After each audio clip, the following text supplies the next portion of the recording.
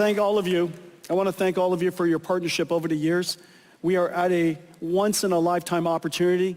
It is not an understatement to say that the opportunity ahead of us is extraordinary. For the very first time in all of our time together, not only are we creating the next generation of IT, we've done that several times.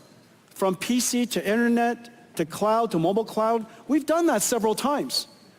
But this time, not only are we creating the next generation of IT, we are in fact creating a whole new industry. This whole new industry is going to expose us to giant opportunities ahead. I look forward to partnering with all of you on building AI factories, agents for enterprises, robots, all of you amazing partners building the ecosystem with us around one architecture. And so I want to thank all of you for coming today. Have a great Computex, everybody. 大家谢谢。好，再听到黄仁勋呢，今天是发表了主题演说，不过大家很关注的是辉达的台湾总部到底要选在哪？刚刚稍早公布了，就是会选在北投士林这里，后续有更多消息会随时为您转播。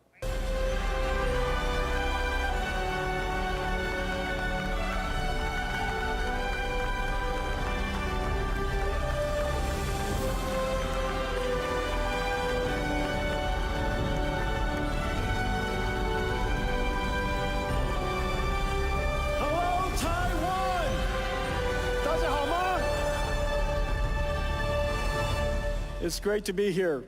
My parents are also in the audience. 我爸爸妈妈来，他们在哪里？ They're up there.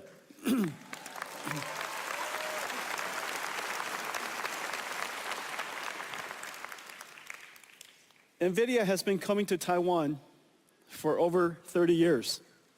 This is the home of many of our treasured partners and dear friends. Over the years, you have seen NVIDIA grow up and seen us accomplish many exciting things and have been partnered with me all along the way. Today, we're going to talk about where we are in the industry, where we're going to go, announce some new products, exciting new products and surprising products that open new markets for us, creates new markets, new growth. We're going to talk about great partners and how we're going to develop this ecosystem together. As you know, we are at the epicenter of the computer ecosystem, one of the most important industries of the world. And so it stands to reason when new markets has to be created, we have to create it starting here at the center of the computer ecosystem. And I have some surprises for you, things that you probably wouldn't have guessed. And then, of course, I promise I'll talk about AI. And we'll talk about robotics. The NVIDIA story is the reinvention of the computer industry. In fact, the NVIDIA story is also the reinvention of our company. As I said, I've been coming here for 30 years. Many of you have been through many of my keynotes. Some of you, all of them. And just as you reflect on the conversation, the things we talked about in the last 30 years, how dramatic we changed. We started out as a chip company with a goal of creating a new computing platform. And in 2006, we introduced CUDA, which has revolutionized how computing is done. In 2016, 10 years later, we realized that a new computing approach has arrived. And this new computing approach requires a reinvention of every single layer of the technology stack. The processor is new. The software stack is new. It stands to reason the system is new. And so we invented a new system A new system that on the day I announced it at GTC 2006, no one understood what I was talking about and nobody gave me a PO. That system was called DGX-1. DGX-1, I donated the first one to a nonprofit company called OpenAI. And it started the AI revolution. Years later, we realized that in fact, this new way of doing software, which is now called artificial intelligence, is unlike traditional ways of running software. Whereas many applications ran on a few processors in a large data center, we call that hyperscale. This new type of application requires many processors working together, serving queries for millions of people. And that data center would be architected fundamentally different. We realized there were two types of networks. One for north-south, because you still have to control the storage, you still have to have a control plane, you still have to connect to the outside. But the most important network was going to be east-west. The computers talking to each other to try to solve a problem. We recognized the best networking company in east-west traffic for high-performance computing, large-scale distributed processing, a company that was very dear to our company and very close to our heart, a company called Mellanox, and we bought them 5 years ago, 2019. We converted an entire data center into one computing unit. And you heard me say before, the modern computer is an entire data center. The data center is a unit of computing. No longer just a PC, no longer just a server. The entire data center is running one job. And the operating system would change. NVIDIA's data center journey is now very well known. Over the last 3 years, you've seen some of the ideas that we're shaping and how we are starting to see our company differently. No company in history, certainly no technology company in history, has ever revealed a roadmap for 5 years at a time. No one would tell you what is coming next. They keep it as a secret, extremely confidential. However, we realized that NVIDIA is not a technology company only anymore. In fact, we are an essential infrastructure company. And how can you plan your infrastructure, your land, your shell, your power, your electricity, all of the necessary financing around all over the world? How would you possibly do that if you didn't understand what I was going to make? And so we described our company's roadmap in fair detail, enough detail that everybody in the world can go off and start building data centers. We realize now we are an AI infrastructure company. An infrastructure company that's essential all around the world. Every region, every industry, every company will build these infrastructures. And what are these infrastructure? These infrastructure, in fact, not unlike the first industrial revolution, when people realized, GE, Westinghouse, Siemens, realized that there was a new type of technology called electricity, and new infrastructure has to be built all around the world. And these infrastructure became essential part of social infrastructure. That infrastructure is now called electricity. Years later, this is during all of our generation, we realized there was a new type of infrastructure. And this new infrastructure was very conceptual, very hard to understand. And this infrastructure called information. This information infrastructure, the first time it was described, made no sense to anybody. But we now realized it is the internet. And every internet is everywhere. And everything is connected to it. Well, there's a new infrastructure now. This new infrastructure is built on top of the first two. And this new infrastructure is an infrastructure of intelligence. I know that right now, when we say there's an intelligence infrastructure, it makes no sense. But I promise you, in 10 years' time, you will look back and you will realize that AI has now integrated into everything. And in fact, we need AI everywhere. And every region, every industry, every country, every company, all needs AI. AI has now part of infrastructure. And this infrastructure, just like the internet, just like electricity, needs factories. And these factories are essentially what we build today. They're not data centers of the past, a $1 trillion industry providing information and storage, supporting all of our ERP systems and our employees. That's a data center of the past. This is similar in the sense that it came from the same industry. It came from all of us, but it's going to emerge as something completely different, completely separated from the world's data center.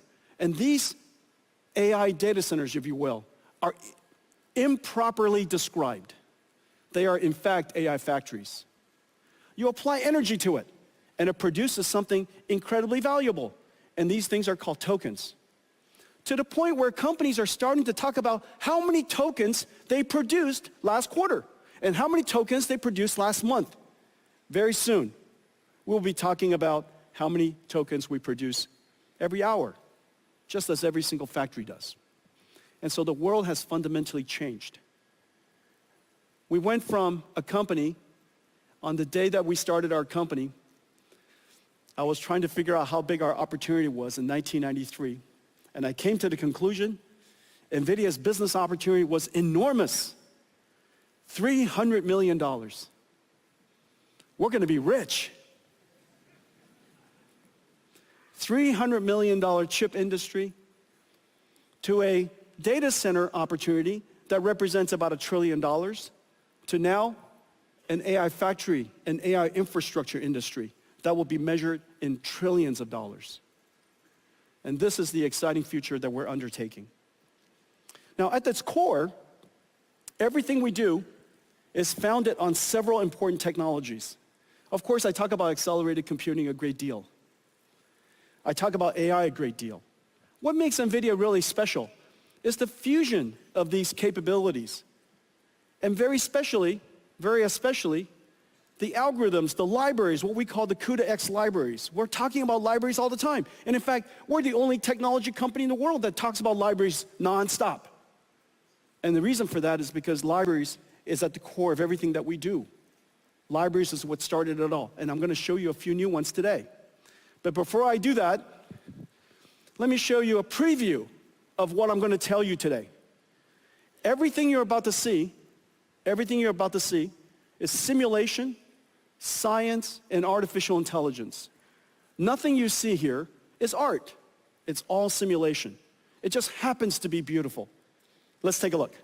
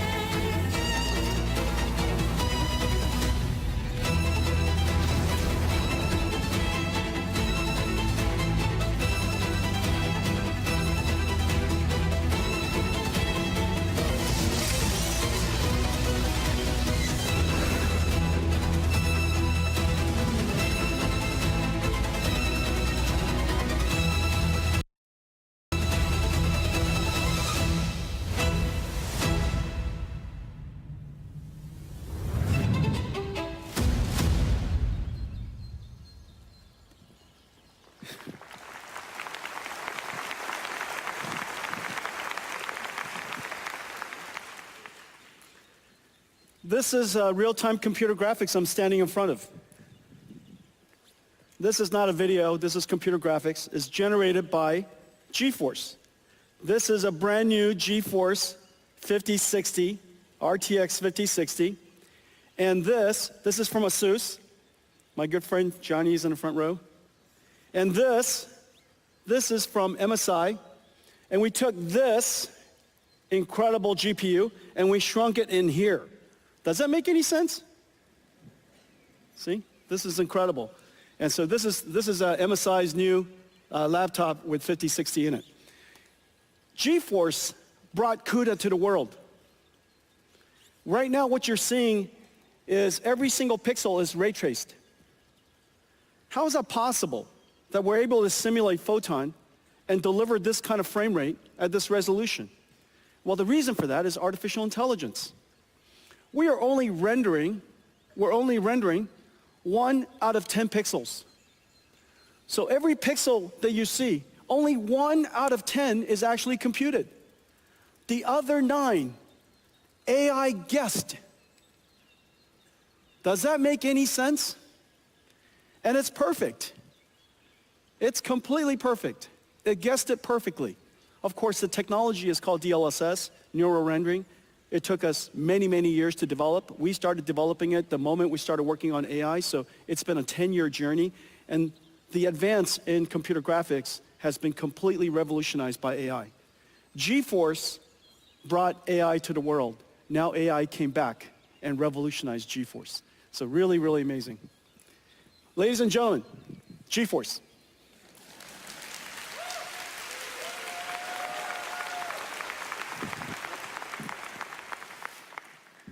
You know, when you're CEO, you have many children. And GeForce brought us here. And now all of our keynotes is 90% not GeForce. But it's not because we don't love GeForce. GeForce RTX 50 series just had its most successful launch ever, the fastest launch in our history. And PC gaming is now 30 years old. So that tells you something about how incredible GeForce is. Let's talk about libraries. At the core, of course, everything starts with CUDA. And by making CUDA as performant as possible, as pervasive as possible, so that the installed base is all over the world, then applications can find a CUDA GPU quite easily. The larger the installed base, the more developers want to create libraries. The more libraries, more amazing things are done, better applications, more benefits to users, they buy more computers. The more computers, more CUDA. That feedback path is vitally important. However, accelerated computing is not general purpose computing. General purpose computing writes software, everybody writes it in, Python or C, and you compile it. The methodology for general purpose computing is consistent throughout. Write the application, compile the application, run it on a CPU. However, that fundamentally doesn't work in accelerated computing, because if you could do that, it would be called a CPU. What's the point of not just changing the CPU so you could write the software, compile the software, run it on a CPU? The fact that you would have to do something different is actually quite sensible. And the reason for that is because so many people worked on general purpose computing, trillions of dollars of innovation. How is it possible that all of a sudden a few widgets inside a chip and all of a sudden computers become 50 times faster, 100 times faster? That makes no sense. And so the logic that we applied is that we could accelerate applications if you understood more about it. You can accelerate applications if you were to create an architecture that are better suited to accelerate, to run at the speed of light, 99% of the runtime, and even though it's only 5% of the code, which is quite surprising. Most applications, small parts of the code consumes most of the runtime. We made that observation, and so we went after one domain after another. I just showed you computer graphics. We also have numerics. This is CuPy numeric. This is CuPy is the most pervasive numerical library. Arial and Shona.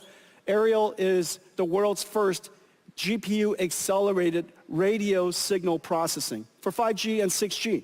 Once we make it software defined, then we can put on top of it AI. So now we could bring AI to 5G and 6G. Parabricks for genomics analysis, Mo9 for medical imaging, Earth-2 for weather prediction, Quantum for quantum classical computer architectures and computer systems, equivariance and tensor, contraction of tensor mathematics, Megatron. This whole row, this whole column here consists of all of our deep learning and all of our libraries necessary for training as well as inference for deep learning. This revolutionized computing. And it all started with all these libraries. Not just CUDA, but cuDNN. On top of cuDNN, there was Megatron. Megatron, then TensorRT LLM, and then now lately, this brand new operating system for large AI factories, Dynamo. cuDF for data frames like Spark and SQL. Structured data can be accelerated as well.